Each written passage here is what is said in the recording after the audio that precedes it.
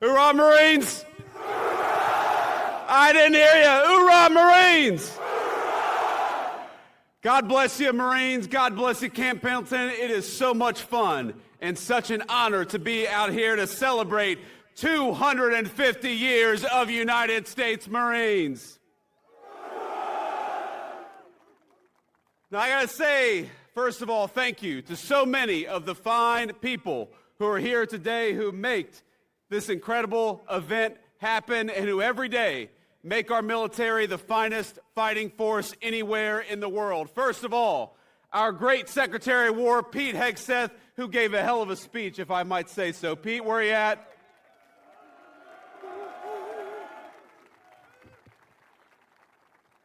Now, he is a soldier, but are we proud of our Secretary of War, Marine Corps?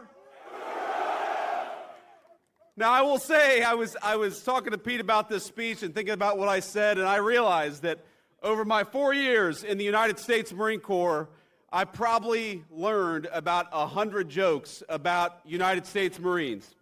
And every single one of them, Marines, would mean the end of my political career if I told it up here today. I sent a few of them last night to my communication staff, and I said, can I tell this one? And they said, please no, sir. Please, please do not tell that one. We're also happy to be joined by our great Secretary of the Navy, John Phelan. John, thank you so much for your leadership and service.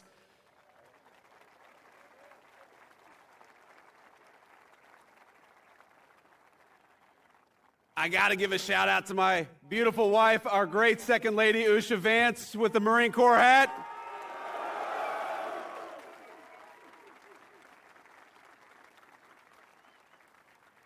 You know, I've been asked many times, why did I want to run for and become Vice President of the United States? And there's a lot of answers, of course, to that question. I wanted to serve our wonderful Commander-in-Chief, President Donald J. Trump, and I know we're proud of him. And of course, I wanted to serve the American people and make their lives better, but really, deep down, I wanted the Commandant of the Marine Corps to have to salute a member of the E4 Mafia, and now he has to.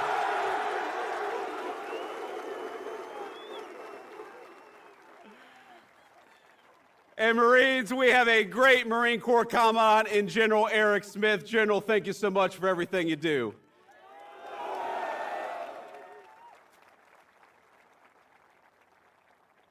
We got General Daniel Taylor. Where is General Daniel Taylor? Apparently he was sick today. We have got Admiral Gavin Duff here. Admiral, thank you for your service, sir.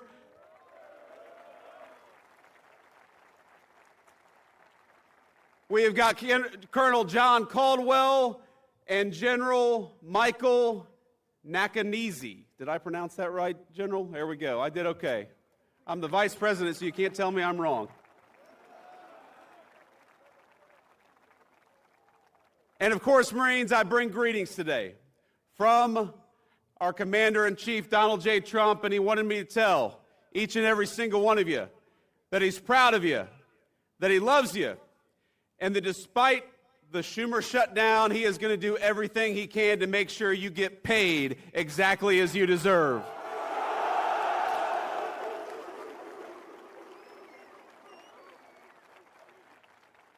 Now, I know we're here to talk about the Marine Corps, but I got to get just a little political because congressional Democrats seem to want to keep the government shut down, even though it would mean that a lot of you would not get your paycheck. But as I told the president just a couple of days ago, I said, sir, we have got to figure out how to pay these Marines, both for their sake, but also, of course, because if we don't pay our enlisted Marines, every bar in Southern California is going to go out of business, and we don't want that.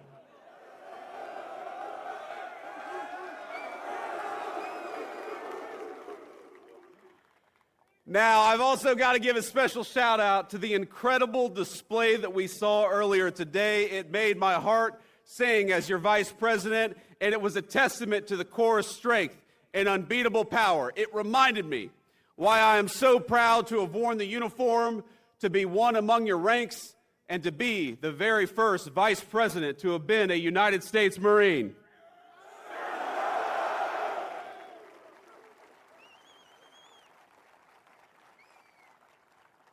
Now, for us East Coast Marines, Camp Pendleton has always had a special place in our imagination. We heard the stories of the back-breaking hikes you all had to do, the West Coast Marines had to do in Camp Pendleton. You know it? Us East Coast Marines, we had the sand fleas and you all had the hills. I don't know which was worse.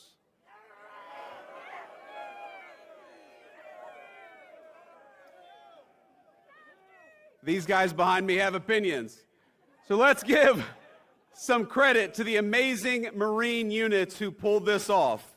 First of all, to the incredible Marines of this base and the Marine Corps Forces West who put on this display. Let's give a round of applause to the incredible job they did.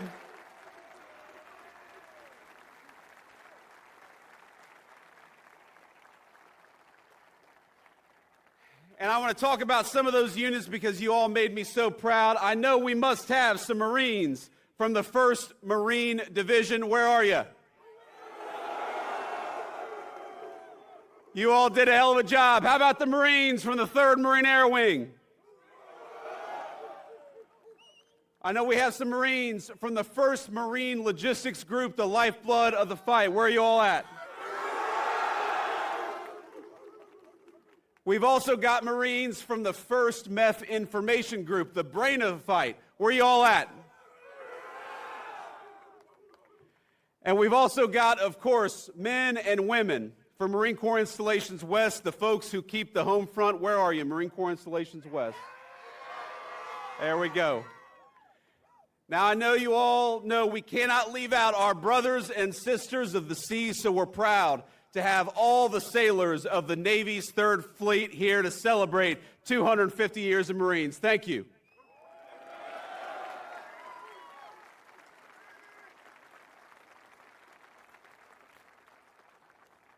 These sailors who go to war with us, they fight over the horizon. They stand shoulder to shoulder with Marines wherever the fight takes us. And if any group shares in the glory of the Marines' 250th birthday, it is our beloved Navy Corpsmen. Let's give a shout out to the Navy Corpsmen out there. We love them.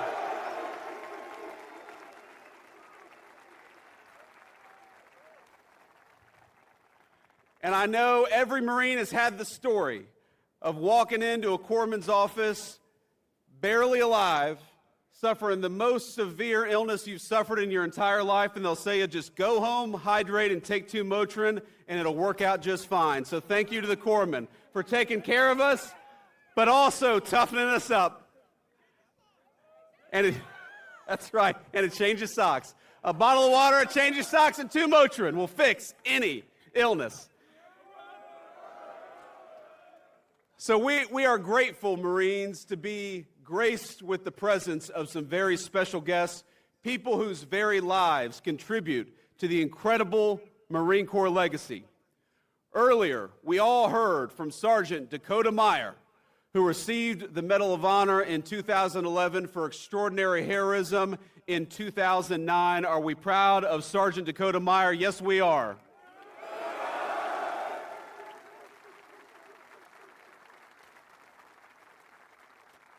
And despite the constant rain of enemy fire, then Corporal Meyer made multiple runs across an ambush zone that day, saving the lives of 36 American and Afghan troops. Dakota Meyer, we love you. We're proud of you. You're the very best of the Marine Corps and the very best of this country.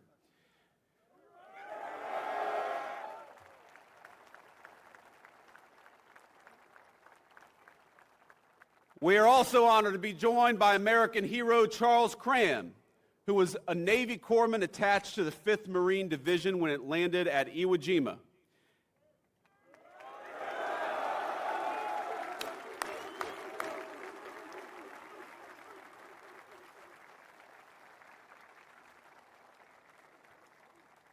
Now, as part of that force, this American hero watched the Stars and Stripes raised over Mount Suribachi before being wounded on the 7th day of battle while tending to a Marine. For his valor, he was awarded the Silver Star, the Bronze Star, and the Purple Heart. Sir, we love you. Thank you for your service.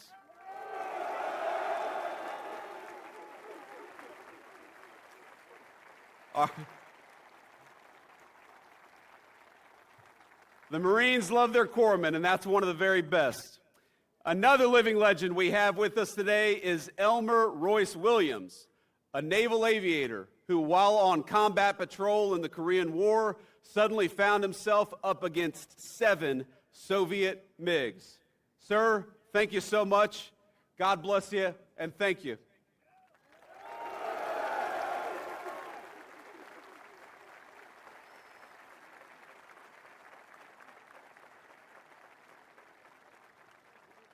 Now we're going to let the brave lieutenant take a seat, but I got to talk a little bit about him. I got to brag on him. Because despite the odds, Lieutenant Williams took down 4 of them in a single 35-minute dogfight, the longest dogfight in naval history, a record, I believe, that still stands to this day. Hoorah.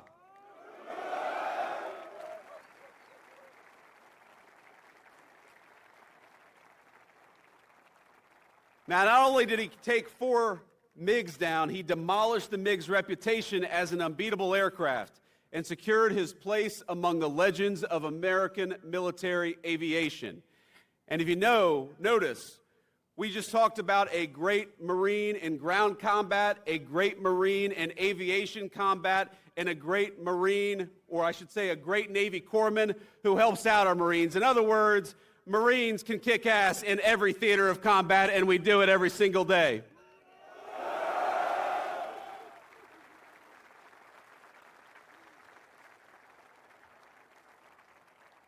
And I finally got to give a shout out to my dear friend, recently retired Master Sergeant Charles McKelvey. Chase, where are you at, man? Love you. Oh, he's got a beard already. Look at that. He's been out of the Marine Corps for 3 months. He's already got a beard longer than what I got. Now, Master Sergeant McKelvey and I served together at Cherry Point when we were both very young Marines, and we've been good friends ever since. I call him Chase. Other Marines will tell you Chase is an extraordinary person, the smartest, kindest Marine you'll ever meet, and those are descriptions I can personally attest to. Now, he was supposed to join me at my inauguration to become the vice president last January, but tragically he lost his wonderful, devoted wife, Jillian, to a terrible illness just days before. So I want to tell you, Chase, in front of all these Marines, we're proud of you. We're thankful for you. I'm sorry I couldn't see you in January, but I'm glad to see you today, my friend. I love you. Semper Fi.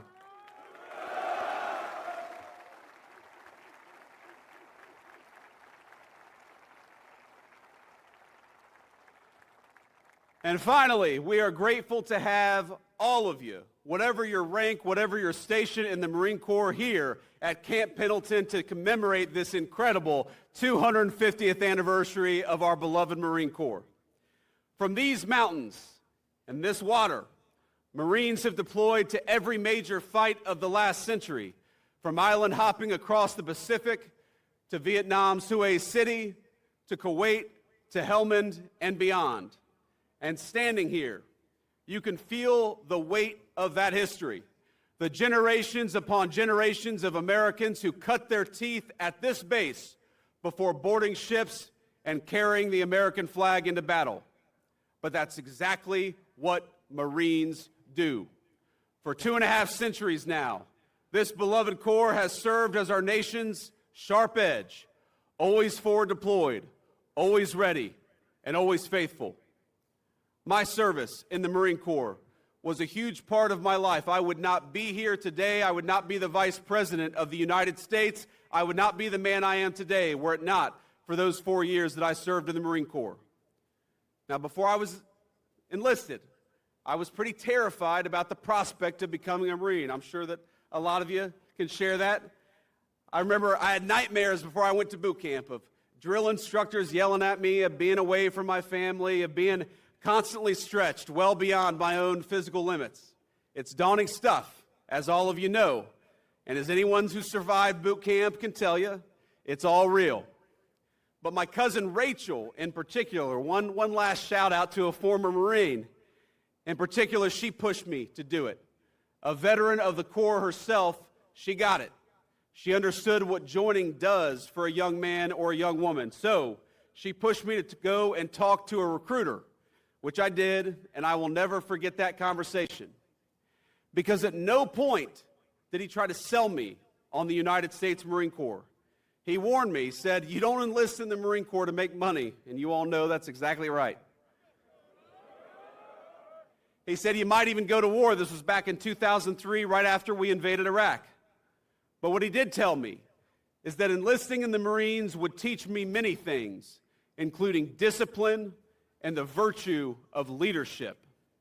And that was appealing to me, and I know it's appealing to Marines today and for every year of our 250-year history. Hoorah!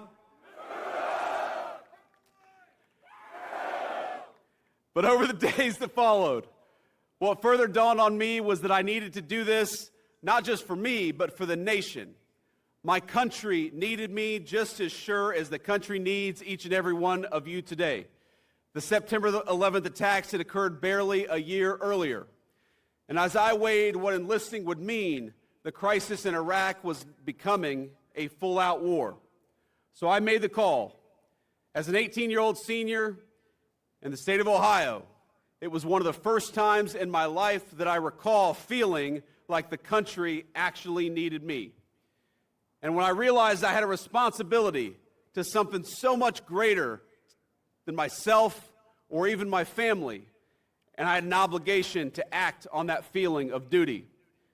And I know that's something that animates every single one of you, whether you're a private or a general. That spirit of service has been the spirit of the Marine Corps for 2.5 centuries. So I just wanted to say, from the bottom of my heart, from one Marine to another, from the Vice President of the United States to the whole Marine Corps, thank you for your service. We are proud of you and proud of your service.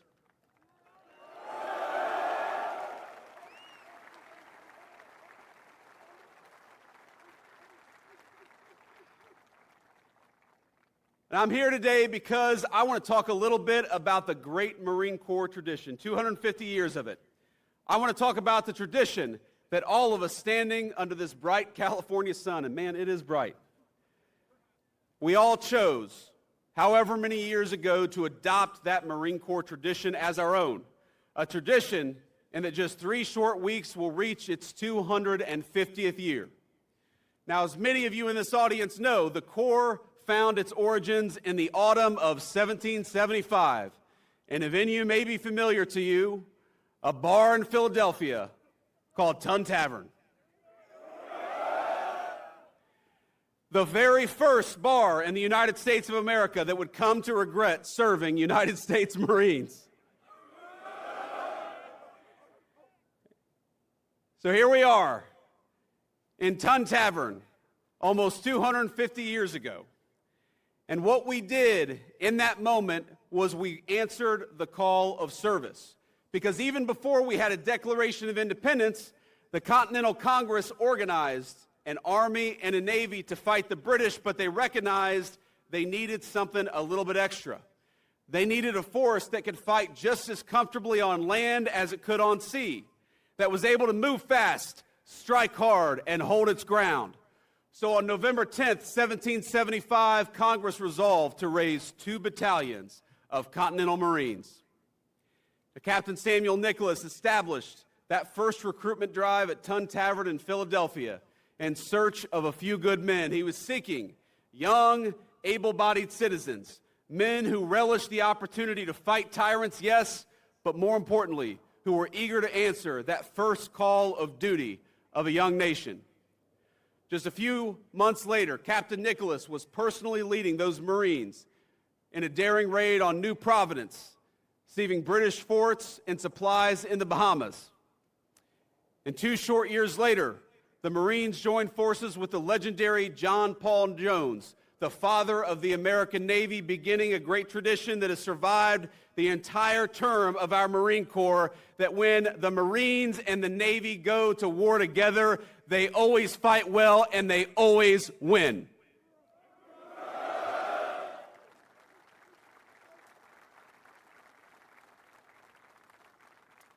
The War of Independence set a blueprint that Marines follow to this day.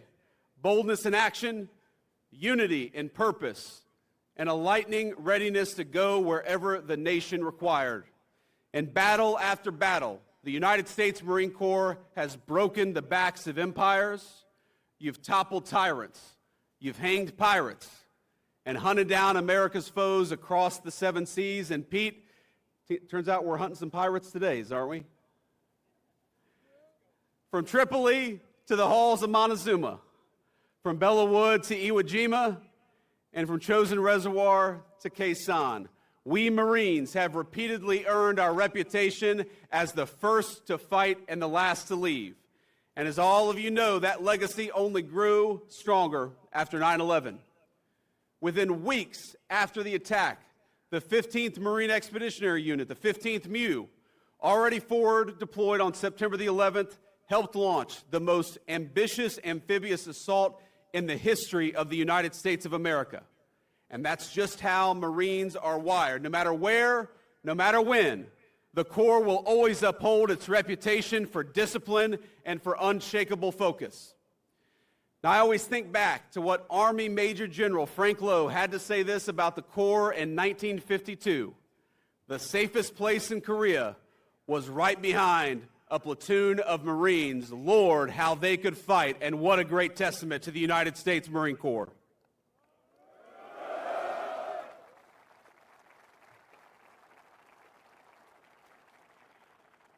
Because while the world keeps changing, new weapons, new threats, and new ways in which we wage war, the nation will forever need the United States Marine Corps. And in the Trump administration, we know that the work you do, protecting our country, putting your lives on the line to defend our way of life, is at the heart of Marine Corps service. Now, when officials try to shift focus to mandating diversity quotas, or they try to inject partisan politics into the American armed forces, they impede the Marine Corps' ability to do its best work, and that's why the Secretary of War and the President of the United States have stood so firmly against that crap. Because when you can't operate at your best on the battlefield, it puts everybody's lives at risk. And it's why we're recentering the focus of all of our military, including the Marine Corps, on those timeless values of discipline, readiness, and faith in one another. Now, I remember when I was a young recruit in boot camp talking about how politically correct things got maybe over the last few years, and I compare it to my time in the Marine Corps. I remember I was lining up as a young recruit to go to church one Sunday morning, and back then there were 2 lines. There was the Catholic line, and there was the Protestant line. And I remember we all get into our lines, and there's one recruit who's just kind of standing there by himself. And, you know, the folks watching on TV may not realize that Marines refer to themselves in the third person when they're in recruit training, because you haven't earned the title of United States Marine, and so you have to say, this recruit, instead of I. And so you've got this one recruit standing out there by himself, and the drill instructor says, hey, what the hell are you doing? And the recruit says, this recruit is an atheist. And the drill instructor says, bullshit, get in the Catholic line.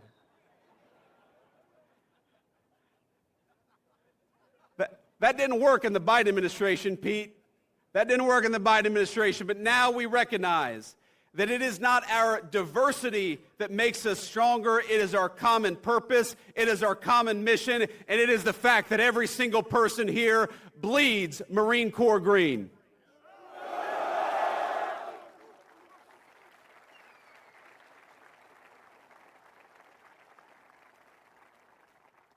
And I think that all of you should realize that from the President of the United States on down, this government is proud of you. It's proud of the tradition of the Marine Corps, and it's proud of the fact that that great tradition has custodians in each and every single person here, each and every single Marine who is serving today. And I hope that the proud Marine Corps tradition, you heard Pete talk about this, Chesty Puller, Dan Daly, John Basilone, all of these great Marine Corps heroes, they should inspire you through their action to be the very best Marine in the future that you can be. Now, I remember so many people who made my Marine Corps journey and made the country better in the process. I remember a gunnery sergeant who saved me from financial ruin. I was a young Lance Corporal, and I was going to go to an off-base car dealership and buy a used car with a low dealer-provided interest rate of 22%.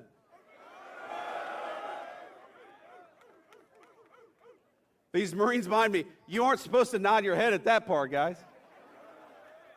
No 22% interest rate. So I had a gunny who was like, look, stop being a dipshit and go to Navy Federal Credit Union, get a better interest rate, and then go and buy a car. And that's exactly what I did.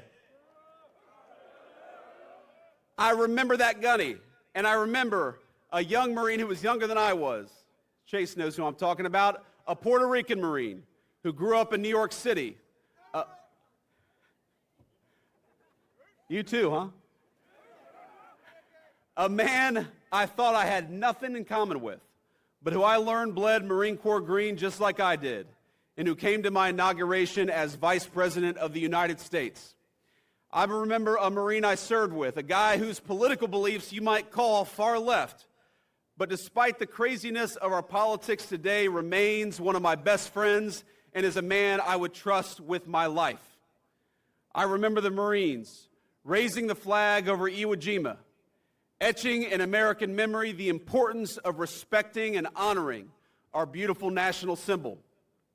I remember all my friends from the Marines, men and women, some of whom retired and some of whom made the Marine Corps proud in the civilian world. I remember General Chuck Krulak, who I met at my cousin's boot camp graduation. He was the 31st Commandant of the Marine Corps, and I was probably 14 years old, and I was taller than he was. But he was tough as nails. I met him as Vice President, by the way, just a few months ago. He's still very short, and he's still tough as nails, and he still loves the Marine Corps as much as he did on his first day of service. Now, he had a phrase, I'm sure you guys have heard it. He said that the most important thing the Marine Corps does for this nation is to win battles and to make United States Marines. Today, we remember a fallen Marine from the 3rd Marine Air Wing who died not far from here on a training mission. He died so recently, as a matter of fact, I can't even say his name publicly, but I want all of us to know and send a message to his family that we remember them and we know that his Marine Corps service was not in vain. Let's give a new hoorah for that fallen Marine.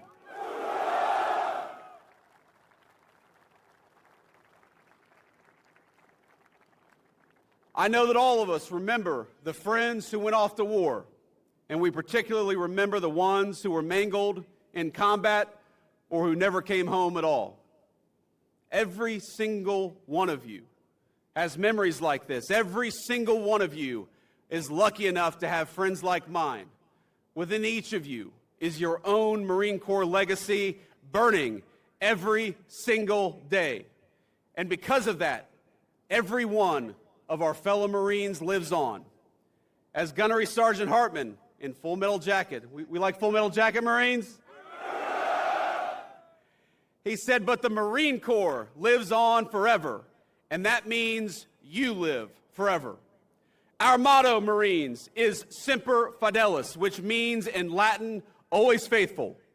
Though the shape of the battlefield will change, our nation will be just fine, so long as fellow Marines just like you remain faithful to that great Marine Corps legacy. My fellow Marines, you have the watch now. You honor that legacy by how you carry yourself in public. You honor it by how you treat your friends and family. You honor it by how you contribute to your communities, and most importantly, you honor it in how you fight and win the nation's battles. So from one vice president to an incredible United States Marine Corps, keep kicking ass, keep taking names. Semper Fidelis, Marines. Happy 250th birthday. God bless you.